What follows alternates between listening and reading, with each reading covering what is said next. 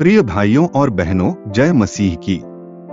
आज हम एक महान और सामर्थी सत्य पर मनन करेंगे। परमेश्वर हमारे लिए युद्ध करता है जब जीवन कठिन होता है, जब समस्याएं हमें घेर लेती हैं, जब शत्रु शक्तिशाली प्रतीत होते हैं, तब हमें याद रखना चाहिए कि हम अकेले नहीं हैं। बाइबल हमें बार बार आश्वासन देती है कि हमारा परमेश्वर एक योद्धा है जो हमारे लिए लड़ता है। इस संदेश के द्वारा हम समझेंगे कि किस प्रकार परमेश्वर हमारी लड़ाई लड़ता है, हमें बचाता है और हमें विजय देता है। परमेश्वर का वादा, वह हमारी ओर से लड़ेगा।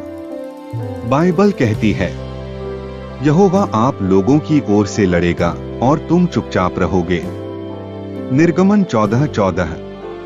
यह वचन हमें याद दिलाता है कि जब हम असहाय महसूस करते हैं, तब हमें स्वयं लड़ने की आवश्यकता नहीं है। परमेश्वर हमारी ओर से युद्ध करेगा। मिस्र से छुटकारा एक महान उदाहरण। जब इस्राएली लोग मिस्र की दास्ता से निकल रहे थे, तब उन्होंने अपने पीछे फिरौन की सेना और आगे लाल समुद्र देखा। वे भयभीत हो गए और मूसा से कहने लगे कि हमें क्यों यहाँ लाया गया। मूसा ने उत्तर दिया, डरो मत, स्थिर रहो और देखो कि यहोवा आज तुम्हारे लिए कैसी उद्धार करेगा। निर्गमन 14:13। और फिर क्या हुआ? परमेश्वर ने समुद्र को 2 भागों में बांट दिया। इस्राएली पार हो गए और फिरौन की पूरी सेना समुद्र में डूब गई। क्या सीख सकते हैं? जब शत्रु शक्तिशाली लगें, तब परमेश्वर पर भरोसा रखें। समस्याएं चाहे कितनी भी बड़ी क्यों न हो, परमेश्वर का हाथ हमें बचा सकता है। हमें घबराने के बजाय प्रभु की योजना पर विश्वास करना चाहिए। युद्ध के लिए तैयार रहना, लेकिन लड़ना नहीं। परमेश्वर चाहता है कि हम आत्मिक रूप से तैयार रहें, लेकिन लड़ाई वह खुद लड़ता है। यहोशापात का युद्ध 2 इतिहास 20:1-30। यहोशापात राजा के समय में मोआब, अम्मोन और अन्य राष्ट्र यहूदा पर हमला करने आए। यहोशापात बहुत भयभीत हुआ, लेकिन उसने परमेश्वर की शरण ली और प्रार्थना की, हे हमारे परमेश्वर, हम नहीं जानते कि हमें क्या करना चाहिए, परंतु हमारी आंखें तेरी ओर लगी हैं।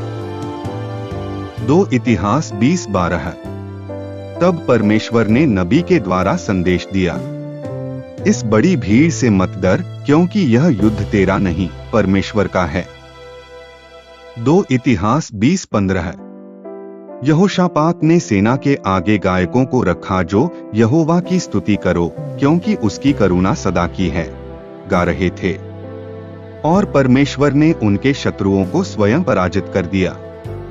क्या सीख सकते हैं? डरने के बजाय प्रार्थना और स्तुति करें। जब हम परमेश्वर की ओर देखते हैं, तो वह हमारी ओर से लड़ता है। युद्ध हमारा नहीं, परमेश्वर का है।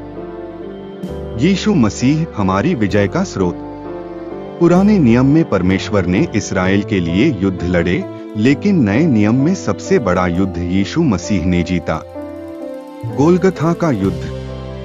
शैतान ने सोचा कि उसने जीत लिया जब यीशु को क्रूस पर चढ़ाया गया, लेकिन तीसरे दिन यीशु मरे हुओं में से जी उठा। मृत्यु, पाप और शैतान की शक्ति टूट गई। बाइबल कहती है, परमेश्वर का धन्यवाद हो जो हमारे प्रभु यीशु मसीह के द्वारा हमें जय देता है। 1 कुरिन्थियों 15:57। इसका हमारे जीवन में क्या अर्थ है? जब हम यीशु में विश्वास करते हैं, हमारी हर लड़ाई में विजय निश्चित होती है। पाप और शैतान के खिलाफ यीशु हमारी रक्षा करता है। हमें भयभीत होने की आवश्यकता नहीं, क्योंकि हम विजयी जीवन जी सकते हैं। जब आप संकट में हो, तो क्या करें? प्रार्थना करें, परमेश्वर से सहायता मांगें। हे परमेश्वर, मेरी ओर से युद्ध कर, क्योंकि मैं अकेला नहीं लड़ सकता। बाइबल पढ़े, परमेश्वर का वचन सामर्थी है। तेरा वचन मेरे पाप के लिए दीपक और मेरे मार्ग के लिए उजियाला है। भजन संहिता 119:105। विश्वास रखें, परमेश्वर की योजना पर भरोसा करें। मैं तुझसे कहता हूँ, यदि तू विश्वास करेगा तो परमेश्वर की महिमा को देखेगा। यूहन्ना 11:40। स्तुति और धन्यवाद करें, परमेश्वर की आराधना करें। हमेशा आनंदित रहो, निरंतर प्रार्थना करो, हर परिस्थिति में धन्यवाद दो। 1 थिस्सलुनीकियों 5:16-18। प्रिय भाइयों और बहनों, शत्रु चाहे कितना भी बड़ा क्यों न हो, समस्याएं चाहे कितनी भी कठिन क्यों न हो, परमेश्वर आपके लिए युद्ध करेगा। याद रखें, परमेश्वर की ओर देखो, भयभीत मत हो। विश्वास रखो, प्रार्थना करो और स्तुति करो। यीशु में तुम्हारी विजय पहले से तय है। आइए हम सब मिलकर प्रार्थना करें। हे प्रभु यीशु मसीह, हम जानते हैं कि तू हमारी लड़ाई लड़ता है। हमें विश्वास और धैर्य दे कि हम तुझ पर भरोसा रख सकें। हमारे जीवन की हर समस्या को तू अपने हाथों में ले ले और हमें तेरी विजय में चलने दे। यीशु के नाम में आमीन। अगर यह संदेश आपके लिए आशीष का कारण बना तो इसे दूसरों के साथ साझा करें और यीशु मसीह में अपने विश्वास को और दृढ़ करें। जय मसीह की। What?